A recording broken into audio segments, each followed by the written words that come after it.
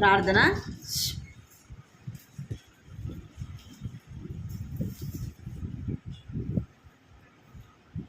కృపా ప్రేమగల తండ్రి, జీవంగల దేవాన్ని బంగారు పాదాలు కొందనాలు స్తోత్రాలు చెల్లించుకుంటూ వస్తున్నాను తండ్రి. నమ్మకమైన దేవుడు కనుక, నమ్మదగిన దేవుడు వినందుకే మీకు వేలాది వందనాలు స్తోత్రాలు చెల్లించుకుంటూ వస్తున్నాను తండ్రి. దేవా, ఎంతోమంది దినాన చూడలేదు ప్రభా తండ్రి. ఈ యొక్క 2026 సంవత్సరంలో ప్రభా గడిచిన 4 మాసములు కూడా ప్రభా మీరు కాపాడి భద్రపరిచి 5వ నెలలో మీరు ప్రవేశపెడుతూ వచ్చినందుకే ప్రభా నీకు ఎంతో వందనాలు చెల్లించుకుంటూ వస్తున్నాను ప్రభా నా తండ్రి. ఈ దినము ప్రభా ఇలాగా నా తండ్రి దేవాన్ని సన్నిధిలో చేరి రావడానికి మీరు చూపిన కృపను బట్టి మీకు వందనాలు చెల్లించుకుంటూ వస్తున్నాను. దాసులు దుర్గాన్ని బట్టి హక్కను బట్టి మీకు వందనాలు చెల్లిస్తున్నాం. వాయుగృహంలో ప్రభా నా తండ్రి ఎందు నిమిత్తమే ఉపవాస ప్రార్థన ఏర్పాటు చేయబడిందో ప్రభా సమస్తమును ఎరిగి ఉన్న దేవా నీకు ఎంతో వందనాలు స్తోత్రాలు చెల్లించుకుంటూ వస్తుంది. దాసుని జ్ఞాపకం చేసుకుంటూ రండి ప్రభా. మీ గాయపడిన హస్తముతో మీరు తాకండి, ముట్టండి, స్వస్థపరచండి. మీరు జ్ఞాపకం చేసుకుంటూ రమ్మని ఈ సన్నిధిలో ప్రార్థిస్తున్నాం ప్రభా. జ్ఞాపకం చేసుకోండి. ఇంతవరకు కూడా పాటల ద్వారా మీరు స్తుతించి గణపరచడానికి సహాయపడుతూ వచ్చినారు. మీ యొక్క పరిశుద్ధ లేఖనాల ద్వారా మీరు మాట్లాడుతున్నామని ప్రార్థిస్తున్నాం తండ్రి. కనికరించండి ప్రభా. నిలబడుచున్నాను కూడా జ్ఞాపకం చేసుకోండి. బలహీనరాల్ని చేతగాని బట్టి దాన్ని ప్రభా నీ ప్రజల మధ్య నిలబడడానికి నాలో ఏమాత్రం కూడా యోగ్యత లేదు, నాలో ఏ మంచి కూడా లేదు ప్రభా. నాన్న మీరు కనికరిస్తున్నామని ప్రార్థిస్తున్నాయి. పరిశుద్ధ లేఖనాల ద్వారా మీరు మాట్లాడుతున్నామని ప్రార్థిస్తున్నా. తలంపులు నా ఆలోచనలు ప్రభా మీరు దూరపరుస్తున్నామని ప్రార్థిస్తున్నాను తండ్రి. దేవా నాన్న మీ వాక్యం ద్వారా మీరే మాట్లాడుతున్నామని ప్రార్థిస్తున్నాను తండ్రి. సహాయించింది నీ వాక్యం బ్రతికించును, అది బాధలో నెమ్మది కలిగించునని సెలవిచ్చినట్లుగా ప్రభా నా తండ్రి. మీరు మాట్లాడితేనే మాకు నెమ్మది ప్రభా నాయన. మీరే మాట్లాడుతున్నామని ప్రార్థిస్తున్నాను తండ్రి.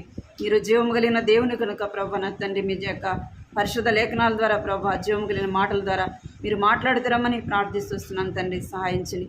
మనుషుడు రొట్టె వల్ల మాత్రమే కాదు, దేవుని నోటి నుండి వచ్చే ప్రతి మాట వలన జీవించనని సెలవిచ్చినారు ప్రభా. మీరు జ్ఞాపకం చేసుకుంటున్నామని ప్రార్థిస్తున్నాం. ఎలాగో ప్రార్థన చేయాలను ప్రభా నా తండ్రి. ప్రార్థన ప్రభా నీ వాక్యం ద్వారా మీరు మాట్లాడుతున్నామని ప్రార్థిస్తున్నాను తండ్రి.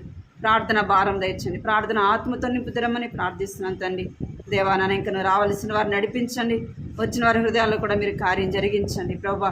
వారి యొక్క దృష్టి, వారి యొక్క మనసు ప్రభా నీ మీద ఉంచడానికి, మీ వైపు చూడడానికి ప్రభా మీరే సహాయపడుతురమ్మని మీకు ఎంతో వందనాలు చెల్లించుకుంటూ ఆత్మ చెప్పు సంగతులు చెవి గలవాడు వినుగాకనే సెలవిచ్చినారు తండ్రి. ఆత్మీయమైన చెవులు కలిగి మీ మాటలు విని గ్రహించి ఆ విధంగా మేము ఉన్నామో లేమో పరీక్షించుకొని ప్రభా నీ వాక్యంలో అలాగూ ప్రార్థన చేయట కొరకై నన్ను మమ్మల్ని మీరు సిద్ధపరుస్తున్నామని ఈ సమయాన్ని మీ చేతులకు అప్పగించుకుంటూ ఈ కుటుంబానికి ప్రభా నా తండ్రి కుటుంబం క్షేమం కొరకే, అనేకులకు క్షేమం రక్షణ కొరకే ప్రార్థించడానికి మీరే సహాయపడుతున్నామని మీకు ఎంతో వందనాలు చెల్లించుకుంటూ యేసుక్రీస్తు పరిశుద్ధమైన ఘనమైన నామములో స్తుతించి ప్రార్థించి అడిగి వేడుకుంటున్నాం తండ్రి. ఆమె. ఎవరు ఎందుకు మాట్లాడుతున్నారు? సైలెంట్గా ఉన్నారు.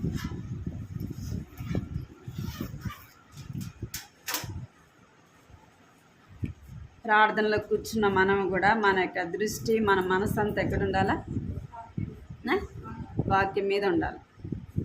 10 సార్లు కూర్చుంటాం, 10 సార్లు బయటికి పోతాం. అట్లా చేస్తారా? నేనా అని మీరు అనుకోవద్దు. మీకే తెలుసు. ప్రార్థనలో కూర్చున్నప్పుడు ఏం చేయాలా? దేవక్క నువ్వు కూడా ఏం చేయాలి? ప్రార్థనలో కూర్చున్నప్పుడు ప్రార్థన మీదనే మన దృష్టి పెట్టాలి. ఇంట్లో ఏమైపోయిందో అట్లా ఉంటే మనము కూర్చుని కూడా సమయము దేవునికి ఎంత మాత్రం ఇష్టమో ఉండదు.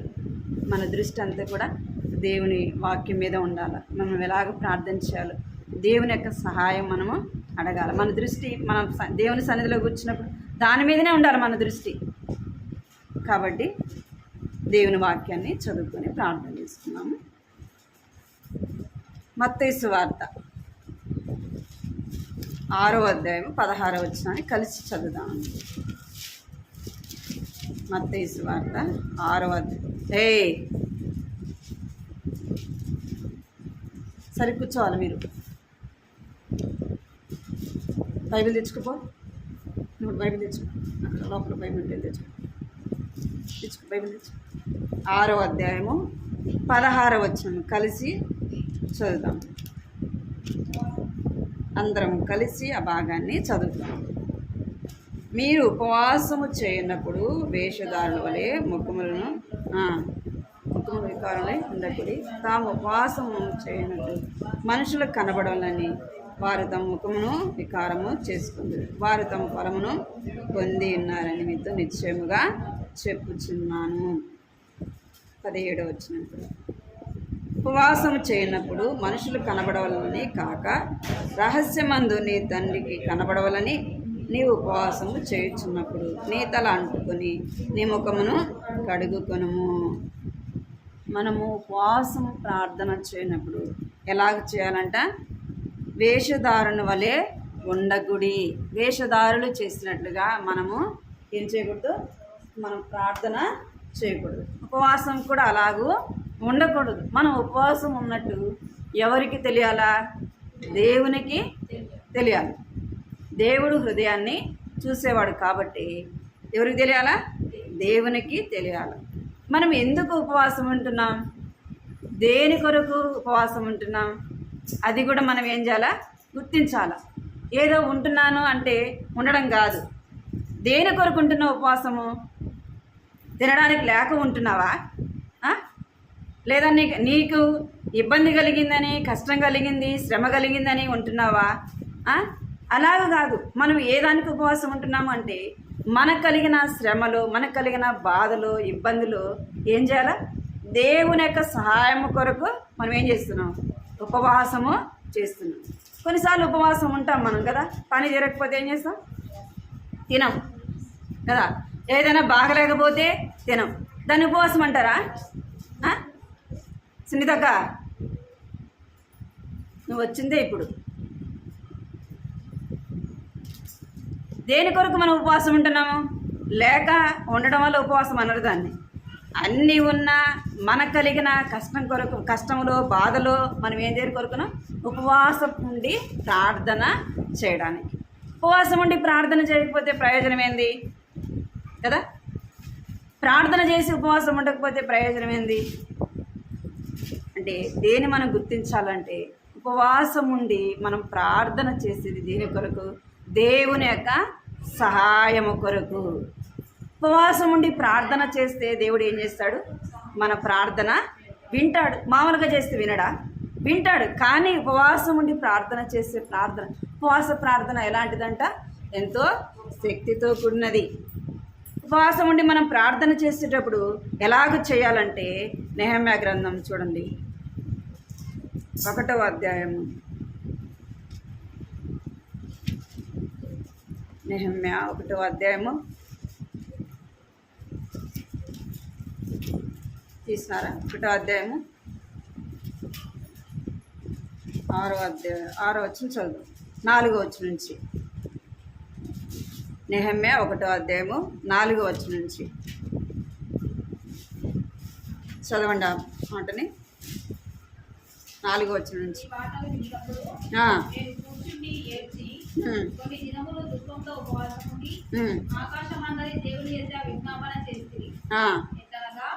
ఆకాశమందున దేవా యెహోవా, భయంకరమైన గొప్ప దేవా, నిన్ను ప్రేమించి నీ ఆజ్ఞలను అనుసరించి నడుచువారిని కటాక్షించి వారితో నిబంధనలు స్థిరపరచువాడా, నీ చెవియొగ్గి నీ నేత్రములు తెరిచి నీ సన్నిధిని దివారాత్రము నీ దాసులైన ఇశ్రాయేలుల పక్షముగా నేను చేయు ప్రార్థన అంగీకరించుకో. నీకు విరోధంగా పాపం చేసిన ఇశ్రాయేలు కుమారుల దోషమును నేను ఒప్పుకొనుచున్నాను. నేను నా తండ్రి ఇంటి వారిలో పాపం చేసి ఉన్నాము. నీ ఎదుట బహు అసహ్యంగా ప్రవర్తించుకుని నీ సేవకుడైన మోషే చేత నీకు నిర్ణయించిన ఆజ్ఞలనైనను కట్టడలనైనను విధులనైనను మేము గైకొనకపోతుంది. చాలు. ఇక్కడ నెహెమ్యా ఉపవాసం ఉండి ప్రార్థన చేస్తున్నాడు. ఏమని ప్రార్థన చేస్తున్నాడు? ఎందుకు చేస్తున్నాడు? ఎవరి కొరకు ప్రార్థన చేస్తున్నాడంటే 3వ వచనంలో రాయబడింది. ఏమి రాయబడిందంటే, వారు చెరపట్టబడిరని శేషించిన వారు ఆ దేశంలో బహుగా శ్రమను నిందను పొందుచున్నారని, మరియు యెరూషలేము యొక్క ప్రాకారములు పడద్రోయబడినదని, దాని గుమ్మములు అగ్ని చేత కాల్చబడినవని వారితో చెప్పింది. ఇక్కడ దేవుని ప్రజలైన వారు ఏం చేస్తారంట? శ్రమలో, కష్టాల్లో, బాధల్లో వారి ఇబ్బందులో ఉన్నప్పుడు అది ఎవరికి తెలియబడుతూ వచ్చిందంటే నెహెమ్యాకు తెలియబడుతూ వచ్చింది. నెహెమ్యాకు తెలియబడి వచ్చినప్పుడు నెహెమ్యా ఎలాగో ప్రార్థన చేస్తున్నాడంటే, దేవుని సన్నిధిలో కూర్చొని ఏం చేస్తున్నాడంట? ఈ మాటలు వినినప్పుడు కూర్చొని ఏం చేస్తూ వచ్చినాడు? కొన్ని దినములు దుఃఖముతో ఉపవాసం ఉండి ప్రార్థన చేశాను. ఎలాగ చేస్తూ వచ్చినాడంట? దుఃఖము, బాధ, వేదన. ఎందుకు? నెహమ్యాకి శ్రమనా? నెహమ్యాకి ఏమైనా బాధనా, కష్టమా, ఇబ్బందా అంటే నెహమ్యాకి కాదు. ఎవరికి శ్రమ, ఎవరికి బాధ, ఎవరికి ఇబ్బంది అంటే దేవుని ప్రజలైన వారికి కష్టము, శ్రమ, బాధ. తాను ఏం చేస్తున్నాడంటే కొన్ని దినములు ఏం చేస్తున్నాడంట? ఉపవాసం ఉండి ప్రార్థన చేస్తున్నాడు. ఏమని ప్రార్థన చేస్తున్నాడు? ప్రభువా వారిని రక్షించు, వారిని కాపాడు, ప్రాకారములు పడిపోయినాయి, వాటిని కట్టు ప్రభువా అని ప్రార్థన చేస్తున్నాడు. ఏమని ప్రార్థన చేస్తున్నాడు అంటే దేవుని సన్నిధిలో తను తాను తగ్గించుకొని ఏమని ప్రార్థన చేస్తున్నాడు అంటే 6వ వచనంలో, నీ చెవి యొగ్గి నీ నేత్రములు తెరచి నీ సన్నిధిన దివారాత్రములు నీ దాసులైన ఇశ్రాయేలు పక్షముగా నేను చేయు ప్రార్థన అంగీకరించుము. ఏమని ప్రార్థన చేస్తున్నాడంట? ఎవరి కొరకు అంటే నీ ప్రజలైన ఇశ్రాయేలు వారి కొరకు, నీ దాసుల కొరకు ఏం చేస్తున్నాడంట? ప్రార్థన చేస్తున్నాడు.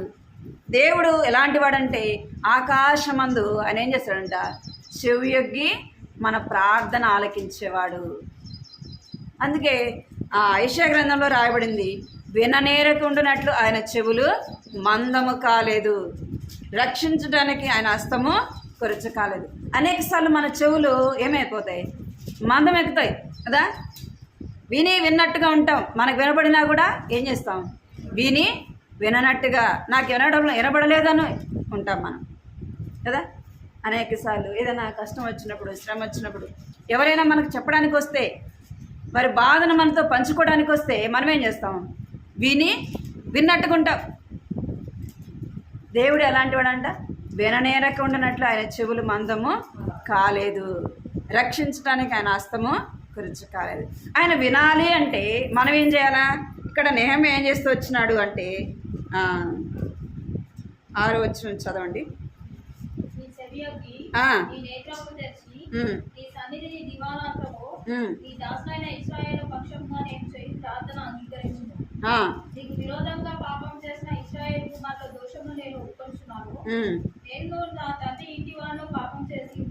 చాలు. ఇక్కడ ఏం చేస్తున్నాడు?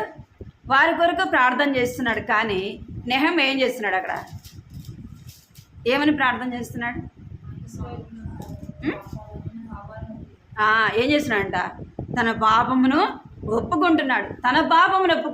ఇంకా తన ఇంటి వారి పాపమును, ఇశ్రాయేలుల పాపమును తనేం చేస్తున్నాడు? ఒప్పుకుంటున్నాడు. మనం ప్రార్థన చేసేటప్పుడు ఏమని చేయాలా? మొదట ఎవరి పాపం ఒప్పుకోవాలా? నా పాపం, మన పాపం మనము దేవుని సన్నిధిలో ఒప్పుకోవాలా. ఒప్పుకొని ప్రార్థన చేయాలి. తెలుసో తెలియకో మనం చేసిన తప్పులు, పొరపాట్లు ఎన్నోసార్లు కదా, తెలిసి కూడా చేస్తుంటాం మనం, అవునా కదా. తెలియక చేసింది రక్షణ పొందక మునుపు చేసినది, తెలియక చేసిన పాపం, అది మన పాపం అని మనకు తెలియదు, ఎందుకంటే లోకంలో ఉన్నాం కాబట్టి. ఇప్పుడు దేవుని బిడనముగా చేయబడినప్పటికీ ఏం చేస్తుంటాం? అనేక సార్లు తెలిసి తెలియక పొరపాటు కదా ఏం చేస్తుంటాం? మన పాపములు మనము అనేక విధాలుగా మనం ఏం చేస్తున్నాం అంటే దేవునికి విరోధముగా పాపము చేస్తానమని. అందుకే వాటిని మనం ఏం చేయాలంటే దేవుని సన్నిధిలో ఒప్పుకోవాలా.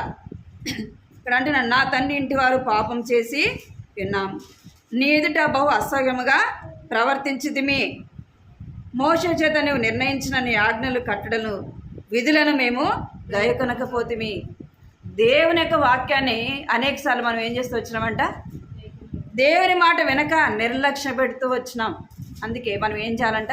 మనం ప్రార్థన చేయకమునుపు మనం ఏం చేయాలా? పరీక్షించుకొని మనం ప్రార్థన చేయాలి. మన పాపమును ఒప్పుకోవాలి, మన ఇంటి వారి పాపమును ఒప్పుకోవాలి, మన తోటి వారి యొక్క బలహీనతలు ప్రభా మేము ఎక్కడ తప్పిపోతూ వచ్చినామో క్షమించమని మొదట మనము మన పాపముని ఒప్పుకోవాలి, మన ఇంటి వారి యొక్క పాపమును ఒప్పుకోవాలి. దేవుని సన్నిధిలో మనం కడగబడిన వారముగా ప్రార్థించాలి. ఎలాగ మనం ప్రార్థన చేయాలంటే 2వ దినవృత్తాంతములు 30వ అధ్యాయం 27వ వచనం. 2వ దినవృత్తాంతములు 30వ అధ్యాయం 27వ వచనం చదవండి, చివరి మాట. 2వ దిన జనులను దీవింపగా వారి మాటలు వినబడెను. వారి ప్రార్థన ఆకాశముననున్న పరిశుద్ధ నివాసమునకు చేరెను. ఏమంట? వారి ప్రార్థన ఆకాశమందున పరిశుద్ధ నివాసమునకు చేరెను. మన ప్రార్థన ఆకాశమునకు చేరాలంటే మనం ఎలాగ ప్రార్థన చేయాలా? ఎలాగ ప్రార్థన చేయాలా? యథార్థమైన హృదయంతో ప్రార్థన చేయాలి. చూడండి, సామెతలు 15వ అధ్యాయం 8వ వచనం. సామెతలు 15వ అధ్యాయము 8వ వచనం చదవండి.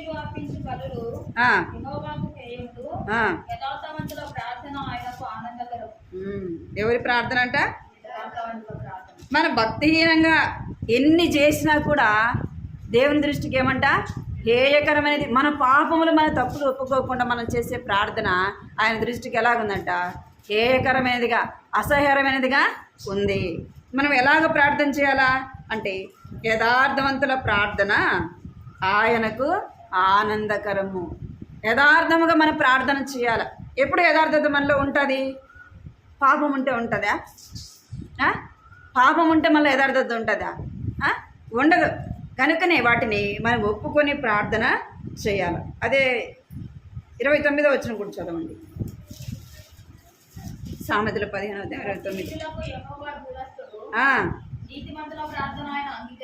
చాలు. ఎవరు ప్రార్థన వింటాడంట? యథార్థవంతుల ప్రార్థన ఆయనకు ఆనందకరము కదా. నీతిమంతుల ప్రార్థన ఆయన అంగీకరించును. మనం ప్రార్థన చేయక మునుపు మన హృదయం ఎలాగుండాలా? యథార్థమైనదిగా ఉండాలా, నీతిదిగా ఉండాలా. ఎప్పుడు మనం నీతిమంతులుగా చేపడతామంటే ఆయన రక్తంలో కడగబడినప్పుడే. మనం ఒట్టిగా ప్రార్థన చేస్తే మన ప్రార్థన, మనం ఎన్ని రోజులు ప్రార్థన చేస్తాం, మన ప్రార్థన వలన మనకు ప్రయోజనం ఉండదు, ఇతరులకు కూడా ప్రయోజనకరమైనదిగా ఉండదు. అందుకే మనం ప్రార్థన ఎలాగ చేయాలంటే మన పాపములు ఒప్పుకొని ప్రార్థన చేయాలి. ఎవరికైనా ఏదైనా కలిగింది, ఎవరికైనా ఏదైనా బలహీనత, అనారోగ్యం వచ్చిందంటే మనం ఏమనుకుంటామంటే వాళ్ళు ఏదో తప్పు చేశారు, వాళ్ళు ఏదో పాపం చేశారు, అందుకే ఆ రోగం వచ్చింది, అందుకే ఆ బలహీనత వచ్చింది, అందుకే ఆ శ్రమ వచ్చింది అనుకుంటాం. మనం ఏదో పాపం చేసినామని కాదు, వాళ్ళు ఏదో తప్పు చేసినారని కాదు. దేవుడు కొన్నిసార్లు శ్రమలు, కష్టాలు, బాధలు, ఇబ్బందులు అనుమతిస్తాడు.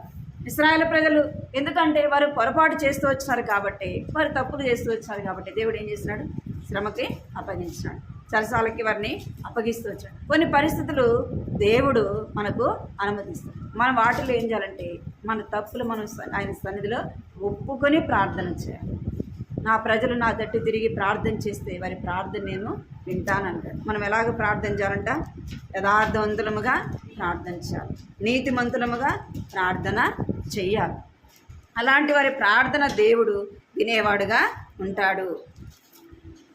చూడండి, యోబు 16వ అధ్యాయం 16వ వచనం.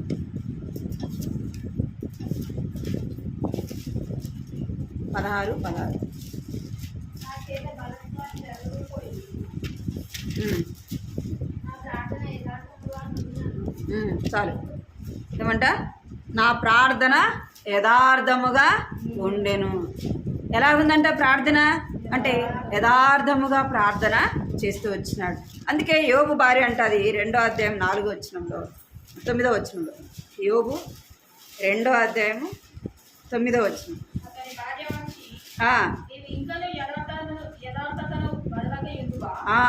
చాలు. ఏమంట? శ్రమ వచ్చిందని, కష్టం వచ్చిందని, బాధ వచ్చిందని ఏమి విడిచిపెట్టకూడదు? యథార్థతను విడిచిపెట్టకూడదు. మన యొక్క నీతిని మనం ఏం చేయకూడదు? విడిచిపెట్టకూడదు. శ్రమ వచ్చింది, బాధ వచ్చిందని. మన యథార్థత మనకు ఏం కలిగిస్తుందంటే ధైర్యము కలగచేస్తుంది. ఇక్కడ అదే మాట రాయబడింది 4వ అధ్యాయంలో 6వ వచనంలో. నీ భక్తి నీకు ధైర్యమును పుట్టించదా? నీ యథార్థమైన ప్రవర్తన నీ నిరీక్షణకు ఆధారము కాదా? ఏం కలిగిస్తుందంట? ఆధారం. యథార్థంగా ప్రవర్తించిన యొక్క ప్రవర్తన మనకేం చేస్తుందంటే ఆధారము, ధైర్యము కదా. ఏం చేస్తుంది?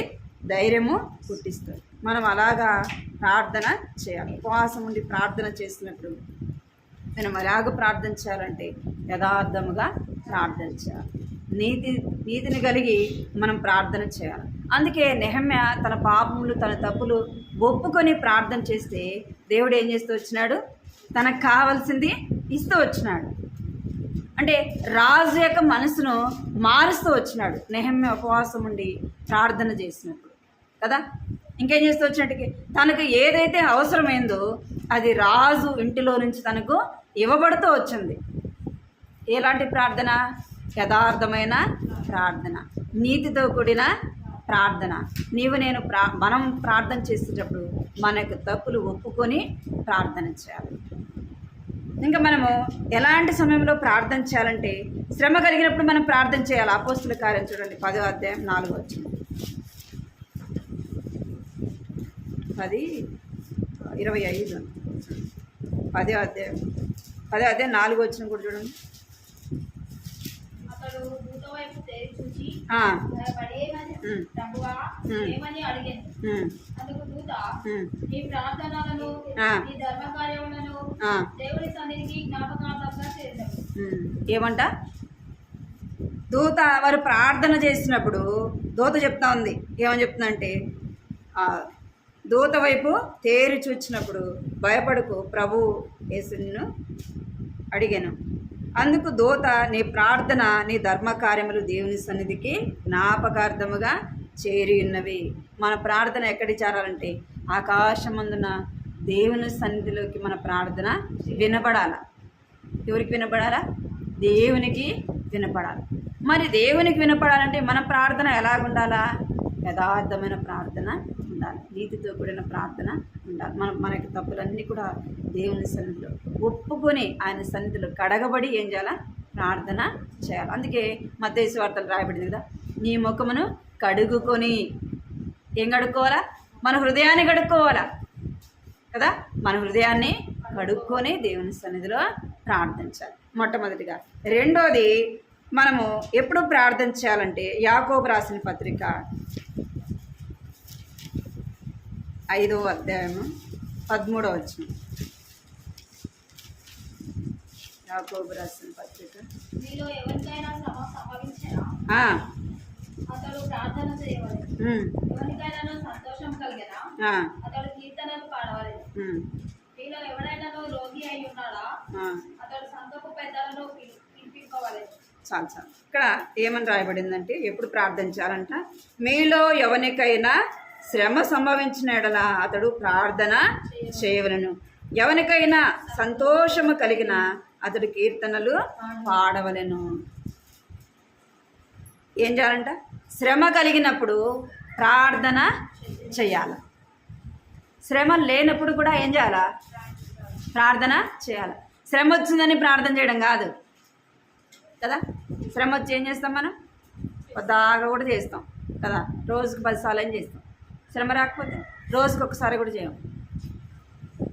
దేవుని మనం ఏం చేస్తాం? మన అవసరానికి వాడుకుంటాం కదా. దేవుని ఏం చేస్తాం? మన అవసరానికి వాడుకుంటాం కదా. అలాగ చేస్తే దేవుడు వింటాడా? మన పరిస్థితి అంతా దేవుడు చూస్తాడు. మన పరిస్థితి అంతా దేవునికి తెలుసు. బాగలేనప్పుడు ఒకలాగా, బాగున్నప్పుడు ఒకలాగా కదా, కష్టం వచ్చినప్పుడు ఒకలాగా. అలాగా మనం ప్రవర్తించే ప్రవర్తన ఎవరికి తెలుసు? మనుషులకు కనపడకపోవచ్చు కానీ ఎవరికి తెలుసు? దేవునికి తెలుసు. దేవుడు ఏం చేస్తాడంట? ఆకాశం నుండి చూస్తాడు. నిన్ను చూస్తాడు, నన్ను చూస్తాడు. మిమ్మల్ని అని కాదు, నన్ను కూడా చూస్తాడు. నేను శ్రమ వచ్చినప్పుడు ఎన్నిసార్లు ప్రార్థన చేస్తున్నానా, శ్రమ రానప్పుడు ఎన్నిసార్లు ప్రార్థన చేస్తున్నాను, నన్ను చూస్తాడు, మిమ్మల్ని చూస్తాడు. అందుకే మీలో ఎవరికైనా శ్రమ కలిగినప్పుడు ఏం చేయాలా? ప్రార్థన చేయాలి. శ్రమ కలిగిన వాళ్ళే చేస్తాం. మేము ఎందుకు చేస్తాం ప్రార్థన? మాకేం అవసరం కదా. మన యొక్క ఆలోచన ఎట్లుంటుంది?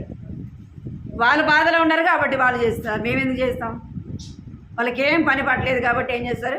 ప్రార్థన చేసుకుంటారు. నీ హృదయాన్ని నా హృదయాన్ని దేవుడు ఎరిగినాడు. వాళ్ళకి కష్టం వచ్చిందని నీకు రాదా? నాకు రాదా? వస్తుంది. ఎవరికి వచ్చిందనేది ప్రాముఖ్యం కాదు. సంఘంలో ఎవరికి వచ్చినట్టు మన శరీరంలో ఒక ఏలికి దెబ్బ తగిలితే నొప్పి అంతా ఏలికొక్కటికే ఉంటుంది, శరీరం అంతటికి ఉంటుందా? శరీరం అంతా బాధపడుతుంది. అర్థమైందా మీకు? శరీరం అంతా బాధపడుతుంది.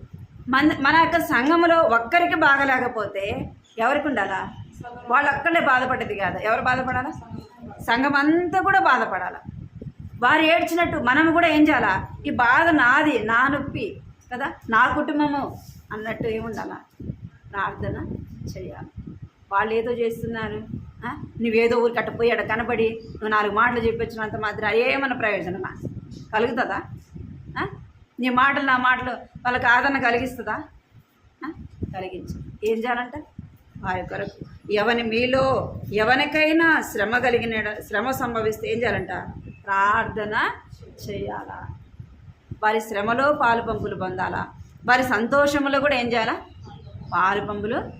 శ్రమలో ఉన్నారు వారి కొరకు నీవు నేను ఎలాంటి ప్రార్థించాలంటే ఉపవాసం ఉండి ప్రార్థన చేయాలి. అదే నీ కష్టం, నీ కుటుంబంలో కష్టం వస్తే ఏం చేస్తావు? ఉపవాసం ఉండి ప్రార్థన చేస్తావు, చేయవా? మరి మన సంఘంలో ఉన్న వారి కొరకు ఏం చేయాలి? మనం ఉపవాసం ఉండి ప్రార్థన చేయాలి. అది వారికి క్షేమము, మనకు కూడా క్షేమం. అందుకే ఏం చేయాలంటే శ్రమ సంభవించినప్పుడు ఉపవాసం ఉండి ప్రార్థన చేయాలి. ప్రతిదానికి ఏం చేయమని చెప్తున్నాడు? ఏం చేయమంటున్నాడు? ప్రార్థన చేయమని. ఆ ప్రార్థన ఇంకా బలమైనదిగా ఉండాలంటే ఉపవాసం ఉండి ప్రార్థన చేయాలి. ప్రార్థన చేస్తాం కాదంటలో, కానీ ఉపవాసం ప్రార్థన అవసరము. వారికి అవసరము, మనకు అవసరము, మన సంఘానికి కూడా అవసరము. ప్రార్థన లేకపోవడాన్ని బట్టే వ్యక్తిగతంగా నెమ్మది ఉండదు, కుటుంబంలో నెమ్మది ఉండదు, సంఘంలో కూడా నెమ్మది ఉండదు. ప్రార్థన చేయవలసినంత ప్రార్థన మనం చేయకపోతే ఏముంటుంది? ఎక్కడ నెమ్మది ఉండదు. మనం తీసుకోవాల్సిన ఆహారం మనం తీసుకోవాలా కదా, మనం తినాల్సినంత మనం తినాలి. అది ఏదో తిన్నామంటే తింటే ఎట్లుంటుంది? నీరసంగా ఉంటుందా, బలంగా ఉంటుందా? నీరసంగానే ఉంటుంది. కానీ అలాగే మనం చేయవలసినంత ప్రార్థన మన కుటుంబం కొరకు, మన సంఘము కొరకు, మన బిడ్డల కొరకు కూడా ఏం చేయాలి? చేయవలసినంత ప్రార్థన చెయ్యాలి. నీకు పని నీకు ఎంత ప్రాముఖ్యమో ప్రార్థన కూడా అంతే ప్రాముఖ్యము. ప్రార్థన ఎవరికైనా శ్రమ కలిగితే ఏం చేయాలంట? ప్రార్థన చెయ్యాలా. చూడండి, కీర్తనలు 34:19. కీర్తనలు 34:19.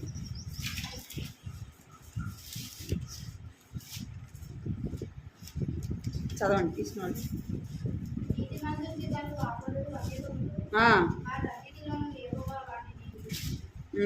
చాలు. ఏమంట?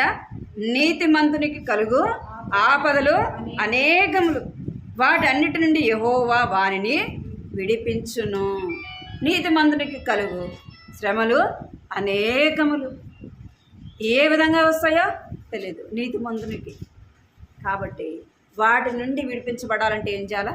ప్రార్థన చెయ్యాలి. నీతిమంతులకు కలుగు ఆపదలు అనేకమైనవి, వాటిలో నుండి మనం విడిపించబడాలంటే ఏం చేయాలంటే మనము ప్రార్థన చేయాలి. ప్రార్థన చేసినప్పుడు దేవుడు ఏం చేస్తాడంటే ఆ శ్రమలో నుండి విడిపిస్తాడు. ఆ శ్రమలో నుండి తప్పించుకునే మార్గాన్ని దేవుడు ఏం చేస్తాడు? చూపిస్తాడు. ఇంకా మనం అపోస్తుల కార్యంలో కూడా రాయబడింది చూడండి. అపోస్తుల కార్యం 16వ అధ్యాయం 25వ వచనం.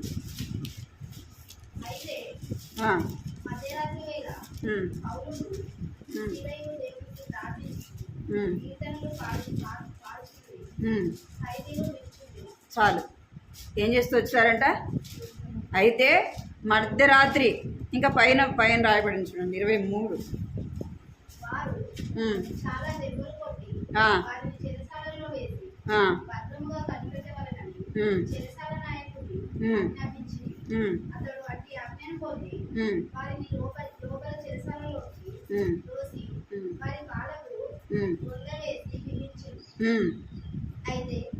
చాలు చాలు చాలు. ఇక్కడ పౌలును శీలను ఏం చేస్తూ వచ్చారంట? చెరసాల్లో వేస్తూ వచ్చారు. యథార్థవంతులకి ఏంట శ్రమ, నీతిమంతులకి అనేకమైన శ్రమలు. ఇక్కడ ఎవరికి శ్రమ కలిగితూ వచ్చిందంటే పౌలు, శీల. ఏం చేస్తూ వచ్చినారు వాళ్ళు? ఏమైనా తప్పు చేస్తారా? చేయకూడని కార్యం ఏమైనా చేస్తూ వచ్చినారా అంటే లేదు. ఏం చెప్పినంటే దేవుని గురించి చెప్పినందుకు వాళ్ళు ఏం చేస్తూ వచ్చారంట? అనేకమైన దెబ్బలు కొడుతూ వచ్చినారంట. కాళ్ళకి బండలు వేసి బిగిస్తూ వచ్చినారు, చేతులకు బిగిస్తూ వచ్చినారు. అలాంటి పరిస్థితిలో ఎవరు ప్రార్థన చేస్తారు? ఎవరు పాటలు పాడతారు? వస్తుందా? పాట వస్తుందా?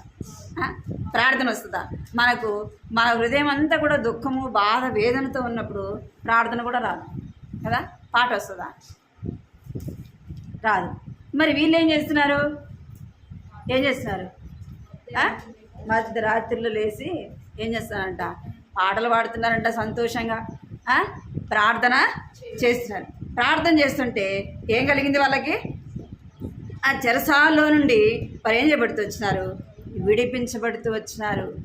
నీతిమంతులు కలుగు ఆపదలు అనేకములు. అయితే యెహోవా ఏం చేస్తాడు? విడిపిస్తాడు. వాటిలో నుండి విడిపిస్తాడు. ఎప్పుడు విడిపిస్తాడు? మనం ప్రార్థన చేసినప్పుడు, ఆ శ్రమలో నుంచే దేవుని స్తుతించినప్పుడు కదా. వీరు ఏం చేసినారు? పాటల ద్వారా దేవుణ్ణి స్తుతించినారు, ప్రార్థన చేస్తూ వచ్చినారు. దేవుని యొక్క సహాయం కొరకు ప్రార్థన చేస్తూ వచ్చినారు. మనము అలాంటి వారముగా ఉండాలి. శ్రమ వచ్చినప్పుడు, కష్టం వచ్చినప్పుడు, బాధ వచ్చినప్పుడు కృంగిపోకుండా ఏం చేయాలంటే నీ యథార్థమైన భక్తి నీకేం చేయదు? ధైర్యము పుట్టించదా? మనకేం పుట్టించాలా? మన భక్తి మనకేం పుట్టించాలా? ధైర్యం పుట్టించాలా. నాకెందుకు బాధ, నాకెందుకు వేదన, నా దేవుడు నాకు సహాయము చేస్తాడు. దేవుడు ఏం చేస్తూ వచ్చినట్టే వారిని చెరసాల్లో నుండి విడిపించిన వాడుగా మనం చూస్తున్నాం.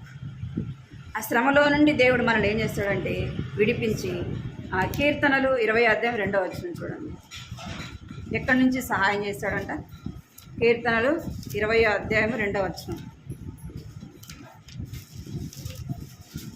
1-2 చదవండి. కీర్తనలు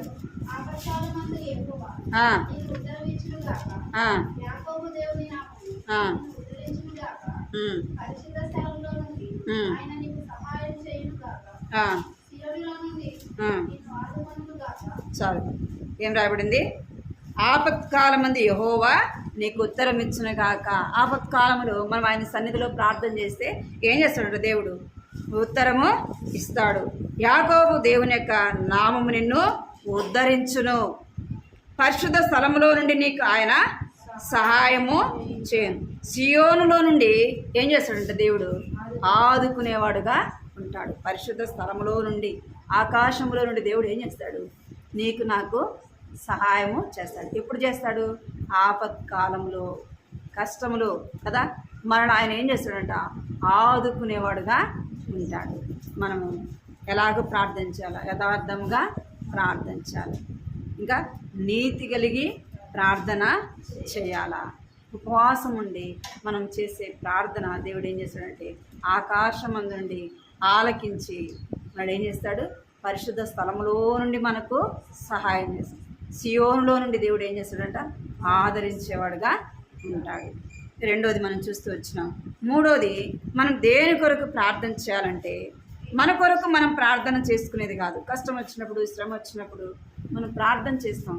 కానీ మనం దేని కొరకు ప్రార్థన చేయాలా అంటే చూడండి, కీర్తనలు 122:6. కీర్తనలు 122:6.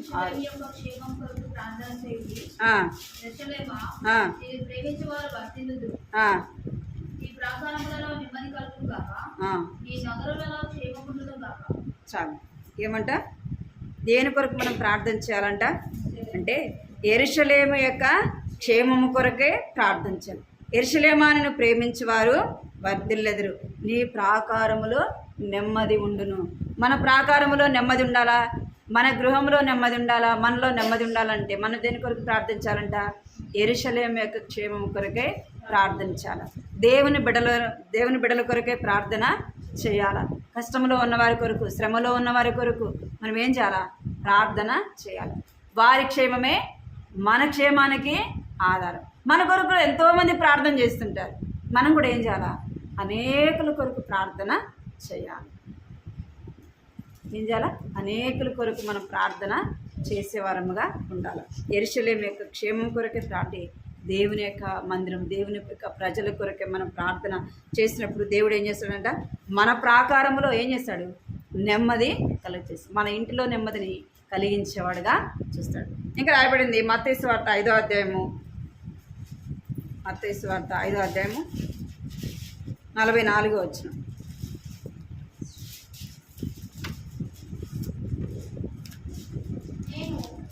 నీతో చెప్పినదేమనగా, నీవు పరలోకమందున నీ తండ్రికి కుమారులై ఉన్నట్లు నీ శత్రువులను ప్రేమించుడి, మిమ్మల్ని హింసించు వారి కొరకు ప్రార్థన చేయుడి.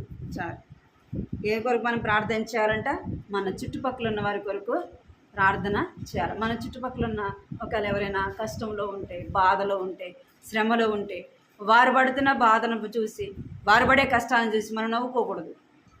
ఒకవేళ వాళ్ళకి మనకి ఏదైనా మనస్వార్థం ఉన్నా కానీ వారిని శత్రువుగా భావించకూడదు, శత్రువుగా మనం అనుకోకూడదు. కానీ వారి కొరకు ఏం చేయాలంటే ప్రార్థన చేయాలి.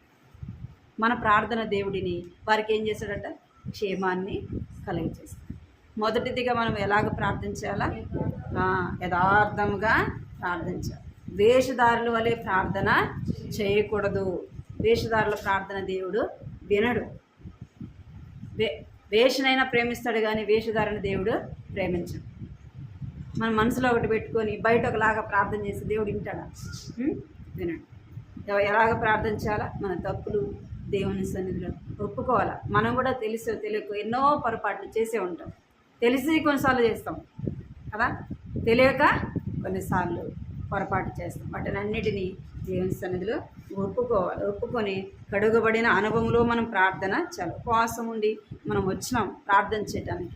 మన ఉపవాస ప్రార్థన ఎలాగుండాలా, దేవునికి ఇష్టము కలిగించాలి. మన ప్రార్థన ఆయన దృష్టికి ఏం కలిగించాలా, ఆనందాన్ని కలిగించాలి.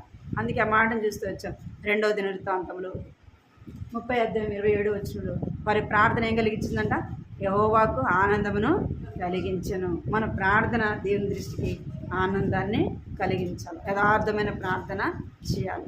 నీతిమంతుల యొక్క ప్రార్థన దేవుడు ఏం చేస్తాడు, వింటాడు. అందుకే నీతిమంతుల యొక్క ప్రార్థన మనపూర్వకమైనది, అది బహుబలము గలదే ఎండును. నీతిమంతుల ప్రార్థన ఎలాగుంటుందంట, బహు హృదయపూర్వకంగా మనం ప్రార్థన చేస్తే ఎట్లుంటుంది, అది బలమైనదిగా ఉంటుంది. చూడండి యాకోబు రాసిన పత్రిక 16వ వచనంలో మాట నుంచి, యాకోబు రాసిన పత్రిక 5వ అధ్యాయం 16వ వచనం. మీ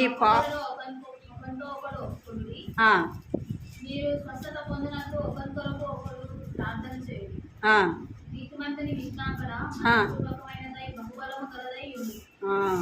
ఎట్లా ఉంటుందంట, నీతిమంతుని యొక్క విజ్ఞాపన మనపూర్వకం, అంటే హృదయపూర్వకంగా మనం ప్రార్థన చేయాలి. అలాంటి ప్రార్థన ఎలాగుందంట, బహుబలము గలదై ఉండును.